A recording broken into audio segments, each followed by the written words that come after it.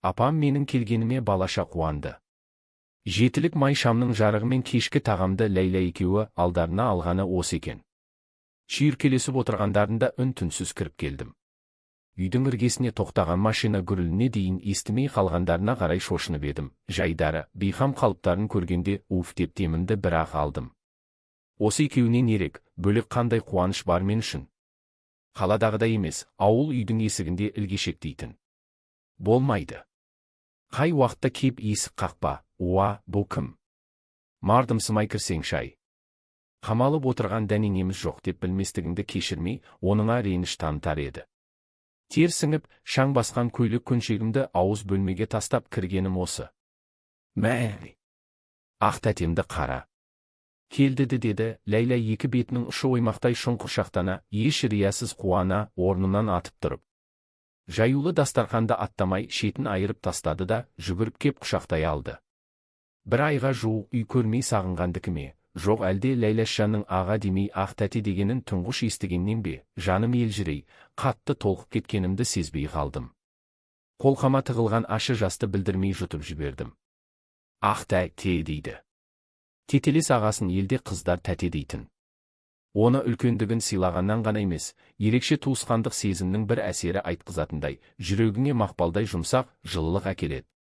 Құлыным-ау. Сенбісің? Неге тұрып қалдың табалдырықта деп апам етегіне сүріне, камзолының омырау ілгегі ағытулы, құшағын жайып келеді. Апа. Есенбісің? Садағасы кетейін, құлыным-ау, осынша бейхабар кеткенің қалай? Келші бері. Еңкейші. Ол басымды бауырына ала тұрып қалды. Мойнымнан құшырлана иіскеп қояды. Ыстық демі жиілей түсіп барып, бір сәтке үзіліп кетті. Апа, апатай, оның не? Деп қалдым шыдамай. Қолтықтап төрге апарып отырғыздым. Жуынғалы жейдемді шешіп жатырмын. Апамның екі көзі менде. Мейірлене қарайды. Жүзінде сүйсінумен бірге таңдану да бар. О несі? Әлде менің бойымнан әкеме бір ұқсастық тапты ма? Көңілімді Ләйла бөліп жіберді. Ақ тәте-ай. Бәрі сағыныштан, жалғыздықтан ғой.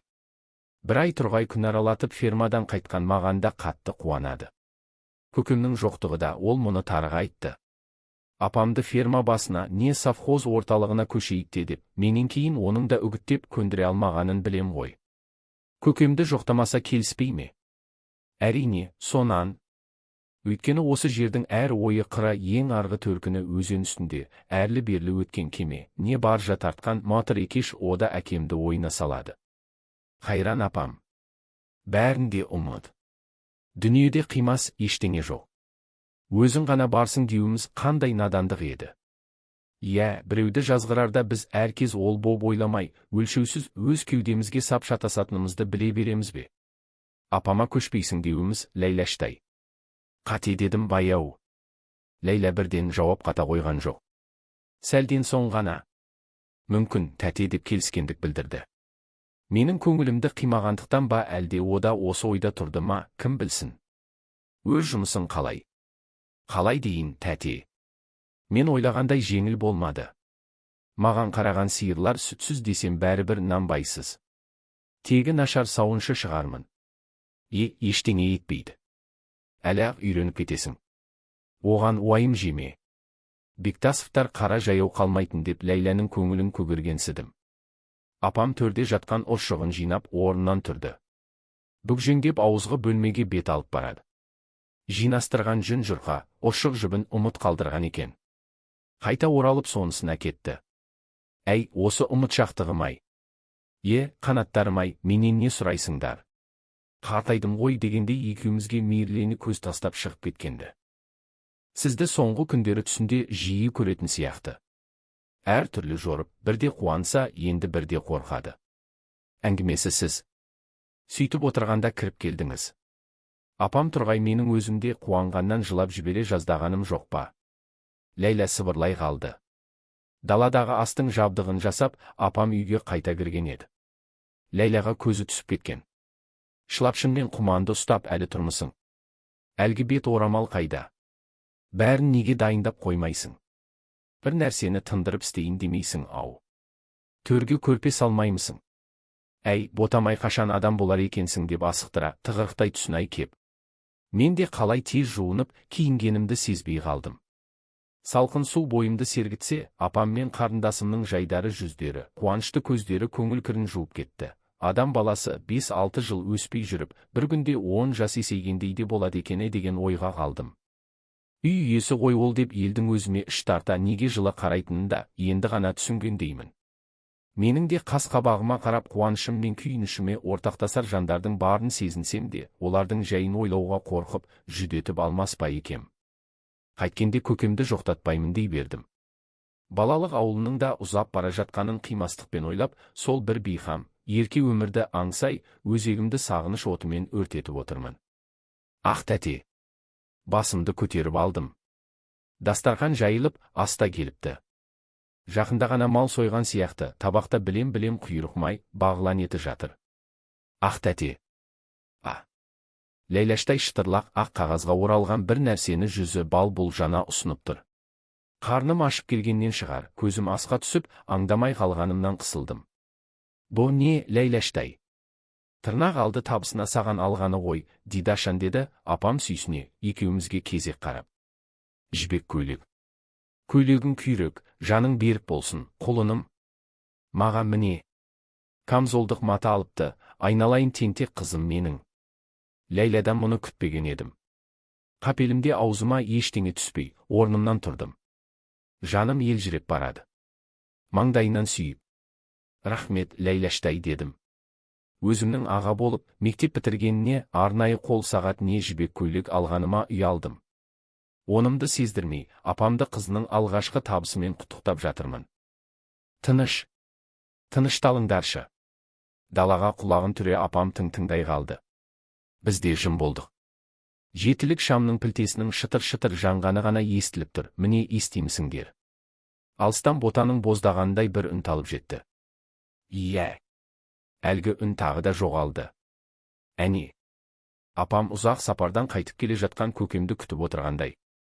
Төңірегіндегілерді келет деп сендіре алмай, енді ғана олардың көздерін жеткізген адамдай күлімдейді. Бар жалы кеме ғой. Жүгі ауыр екен.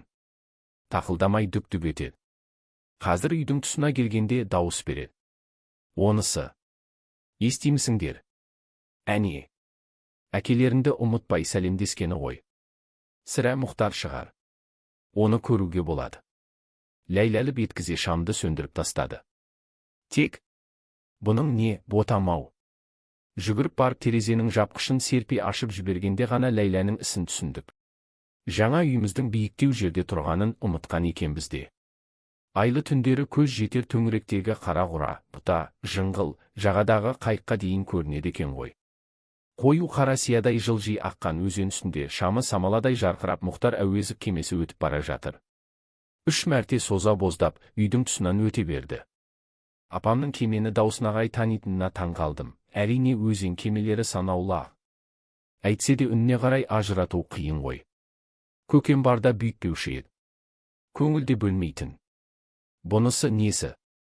Жоқ, бұл тек сағыныш қана емес. Астан кейін де осы ой көңілімді алаңдатып, әрі-сәрі күйге түсірді.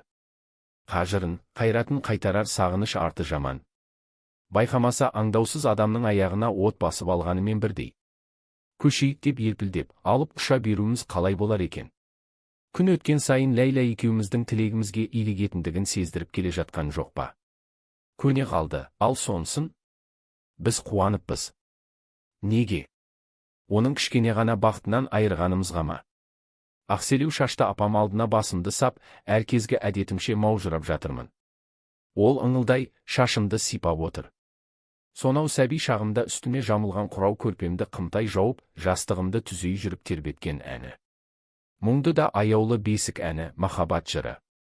Ана махаббаты. Мүмкін бұл апамның қыз күнде сүйіп айтқан әні шығар. О кезде әрине ол қоңыраудай сыңғырлаған, ашық аспандағы ақ шағала үніндей жарқын, жан жүйені елжіретердей арман жыры, қазіргісі мүлде басқа сөзі жоқ, мұңды әуен. Иә, сол күймен ұйықтап кеттім. Таң қараңғысынан кеп, қармақ сап отырмын, қармақтың қалтқысындай ой секектеп, ұшын әлі ұстатар емес. Бірде шым батып көрінбей жоғалады. Кеткен екен дейім, тартпайым. Сөйтсем қылт етіп қайта шығады. Қалтылдап тұрып алады. Өзеннің арғы бетіндегі орман үсті сары қаймақтанып келеді. Төңіректегі қара көлеңкенің баршасы сай-саланы сағалап, ағаш ішіне қашып барады. Су беті шымырлай түсіп басылған. Көгілдірлене мөлдіреп жатыр. Қалтқымның тұсынан ақ шабақ ойнап өтті. Әлгінің шашыратқан су тамшыларынан өзен беті үлкенді-кішілі шеңберлерден шұбарлана қалған, енді міне түк болмағандай тағы да мөп-мөлдір.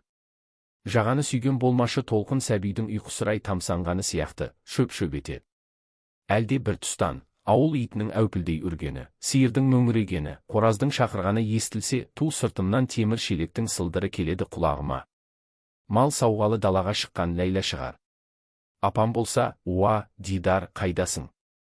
Сарала таңнан тентіреп қайда жүр дер еді. Бұрын сөйтетін. Бүгін қайтер екен отыра тұрайыншы. Ұйықтамадың деп жазғырмайтыны кәміл. Жалпы мен өзі құс ұйқылымын. Қайдам әйтеуір сен сәби шағыңнан солайсың. Тіл алмайын деп өтіріп ұйықтап жатпасаң ерте тұратынсың дейтін. Бүгінде сол түн жарасы ауа ояндым. Қайта көзім ілінбеді. Олай дөңбекшідім, бұлай дөңбекшідім. Әбден зықым шықты. Қой енді ұйықтап ештеңе бітірмеспін дедім де, аяғымды ұшынан баса тұрып, қорадан қармағымды тауып ап осы жерге келдім. Алабұға, сазанды айтпағанда әлі бір шабақта ұстағам жоқ. Түндегі апам мен Ләйләнің қуанышты жүздепі көз алдымда. Кетер емес. Әсіресе апам. Оның көңілін қайткенде табам. Базарбек қарт кеше бір сөзінде үйіңе қара арақ ішіп тайраңдай берме. Ол ерлікте, серлікте емес. Шешеңнің анау үй көтергенін сен дүние қоңыздық көреді екенсің. Иә. Мойның алмайтыныңды да білем. Тыңдамасың да. Әкең тапқан табыстың жұрнағымен салып отыр. Сенің қосқаның қайда? Ішкенді ғана білесің. Жарамайды оның. Ананың ақ ниетін аттама деп еді, не деген ақыл бұй. Құдай біледі, осы шал өңкейіп жүріп, күндердің күнде алжиды. Көп отырғаннан ба бойым көтертпей құрыстап қалыпты. Тұрып олай-бұлай жұлқынып алдым. Қармағыма қарап едім, манағыда емес қалтқысы өлі судың бетіндегі ағаш шіріндісіндей селт етпейді. Үй жақтан мотоциклдің дарылдағаны естілді. Ер тұрлы ма? Ол бетсіз неғып келетін болды. Ләйліге ме? Тұра тұр. Әкеңді танытармын. Менің қарындасымды айналдырмақ көрінеді. Сәрсеңдердің малайы дегеніңді де есіңе алармын. Қармағымды жинастырып, орнымнан тұрдым. Мүмкін ол болмас. Жоқ, сол. Қаңғыр-қоңғыр сөйлескендері де естіледі. Сөздері түсініксіз. Жоқ. Өзі келмесе мен бармаймын. Қаңылтыр қалбырымнан қызыл құрттың бірін алып, қармаққа шаншыдым. Түкіріктеп сәттеп тастадым. Су беті шеңберлене толқып, қалтқы текектей бастады. Мұндайда шыдап аңысын аңдап отыру керек. Қалтқы шым батып кетпей қармақты тартуға болмайды. Мен оған қарамай шірене тартып кеп қалдым. Қармақ желісі домбыра шегіндей ширатыла керіліп, бірден ытқып кете қоймады. Ілінген сазан жаныма топ ете түспей, жарға соғылды. Жалма жан жерге сүйрете тартып, үстіне құлай кеттім. Бауыр астымда бүлкілдеп жатыр. Ого, тамаша болды ғой. Әне бір үлкен демесең асымдық балық.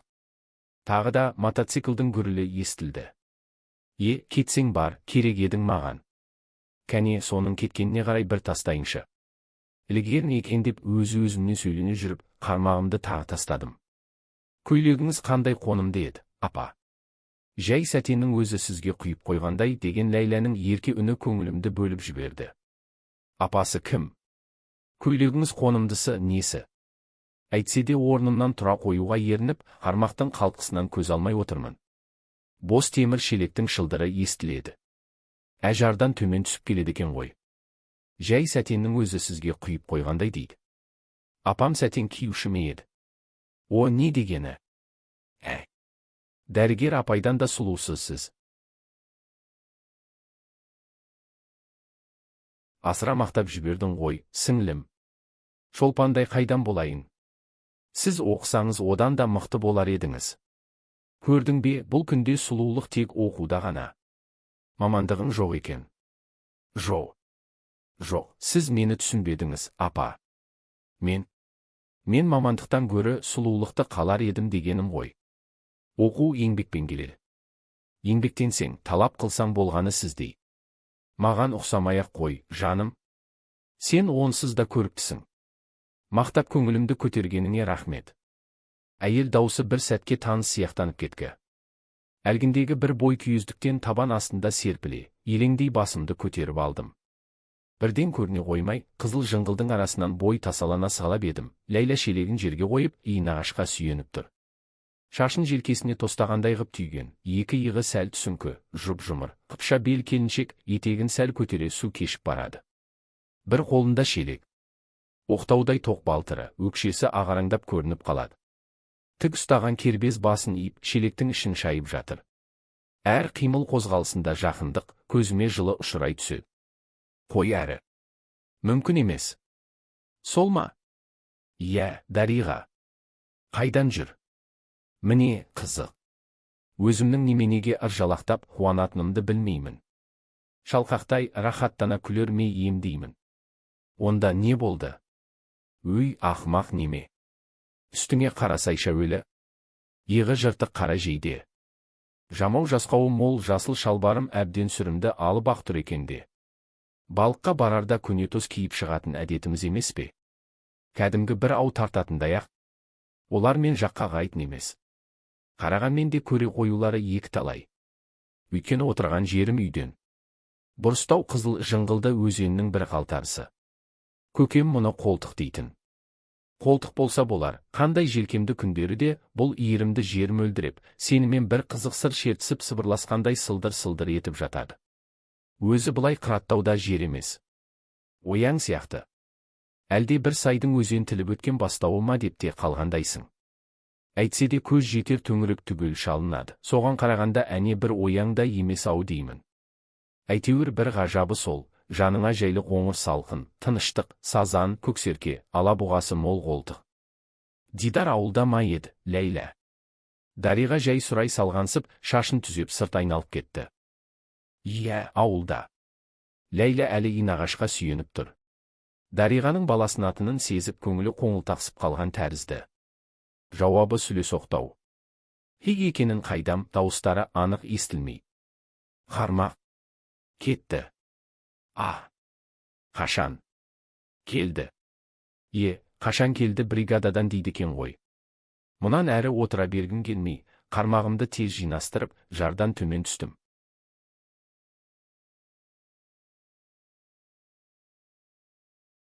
Салқын суға бетімді жуып, жейдемді шешіп алып, басыма бүркендім. Бетімнің суы әп-сәтте кеуіп те қалды. Бір сазан ұстағаныма мәз боп жүріп, манадан күннің шыққанын сезбеппін де. Шақиып маңдайды шағып барады ғой. Арғы бетке көз тастап едім, таң арайында қарауыта қалың көрінген орман селдірей ақ жасылдана түскен екен. Күннің сәулесі күміс жіптей ара-арасынан төгіле, шырмап алғандай. Ақ шағала шаң етіп көлеңкесі үстімнен өте шықты. Уа, бауырым, сен келіп пе едің? Жоғарда жатқан сазаныма қырындап жүрмегейсің, Сойқан.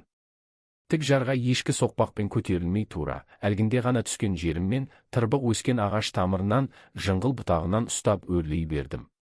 Аяқ астымдағы қиыршық топырақ сусып, жаман шарығыма толып кетті. Амалсыз шешіп қолыма алдым. Жар басына терлеп тепшіп шықтым-ау, әйтеуір. Сазаным орнында сырты ақ шаңдақтанып, кәдімгідей кебе бастапты. Бәсе, шағалаға мұны әкету қайда. Маңдай терімді көйлегіме сүртіп, дем алғалы отырдым.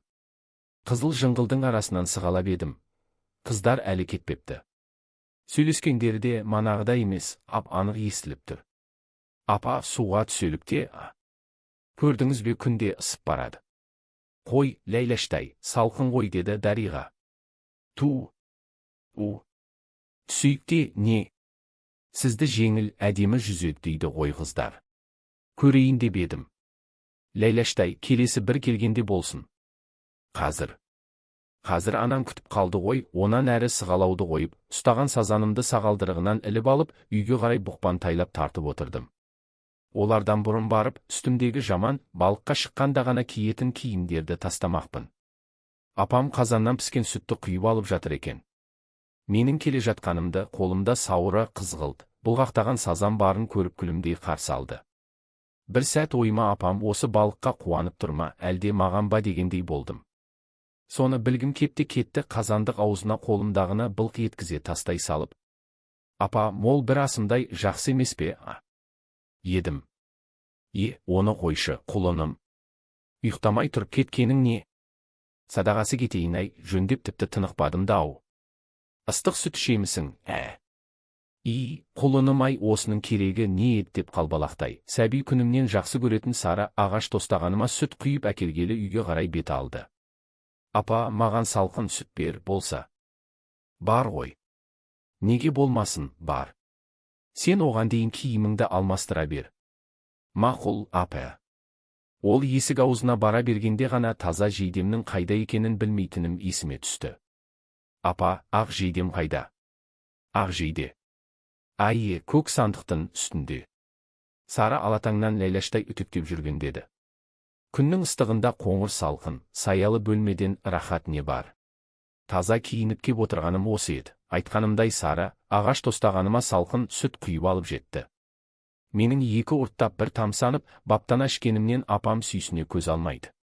Тіпті ол сонау жылдары қолақпандай нанды апыл-ғұпыл асай сап, ағарғанды суша сіміріп тұра жөнелген кездерімді де мүлде ұмытқандай. Қазіргі маңғазданған сиқыма ол таңданбайтын да тәрізді. Жаңа ғана мектеп табалдырығынан өмірге жолдама алған боз балалардың үлкендерге сырттай еліктеуге әуестігі де, ер жетті ғой құлыным деп атананың оның құлағына құя беруден де бола ма қалай? Дидашан әлгінде. Өзіңнің алдыңда ғана Ертұрлы жан мен Дариға келген.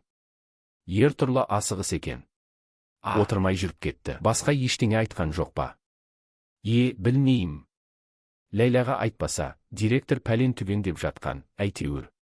Дариға көкен қайтқалы көрінбей еді ғой. Бүгін бір демалыс екен, соны пайдаланып қайырлы болсын айтқалы келіпті.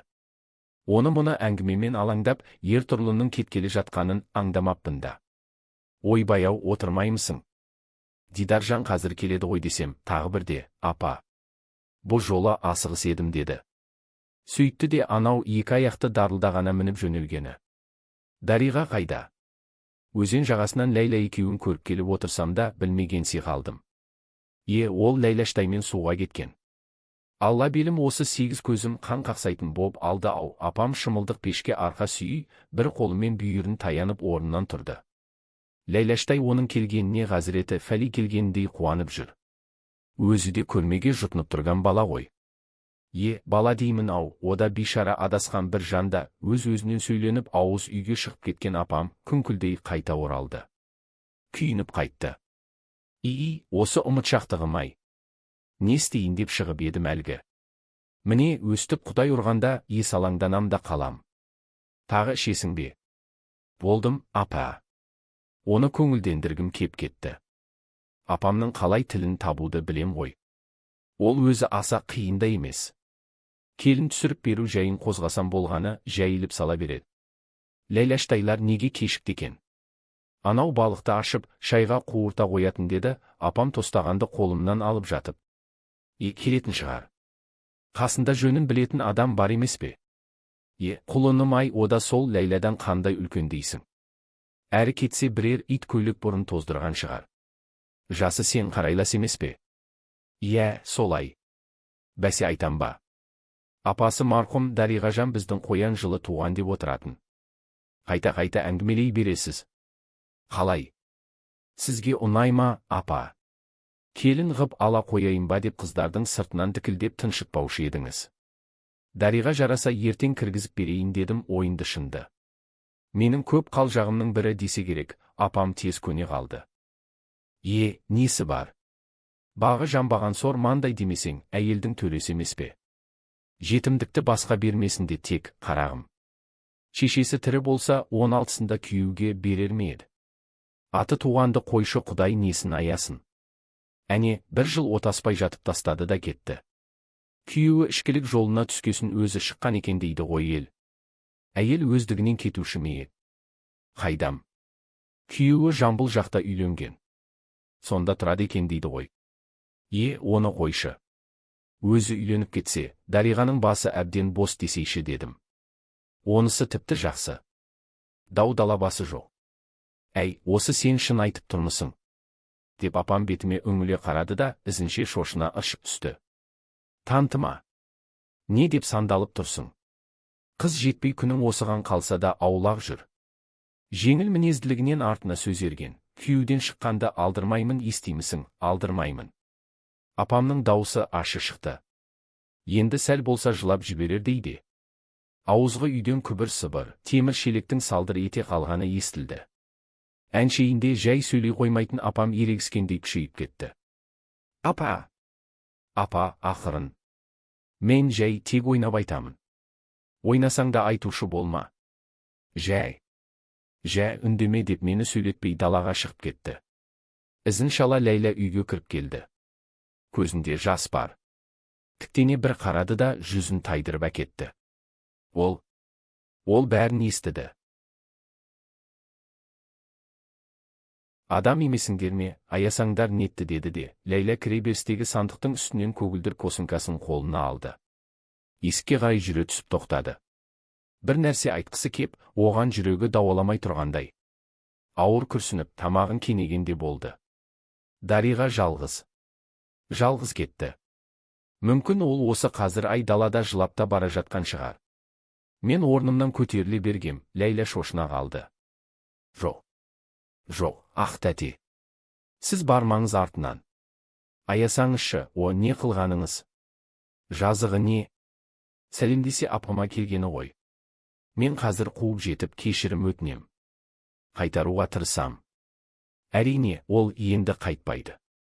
Сарт ете түскен есік дыбысына елеңдей, жападан жалғыз отырып қалдым. Не істедім мен? Не істедім? Осы сәт ауызғы бөлмеден. Әлгі қыз қайда жүр ай? Ертеңгі шайымызды ырың-жырың сәскеде ішетін болдық ау, деп даңғырлай кіріп келе жатқан апамның қажыған үні естілді.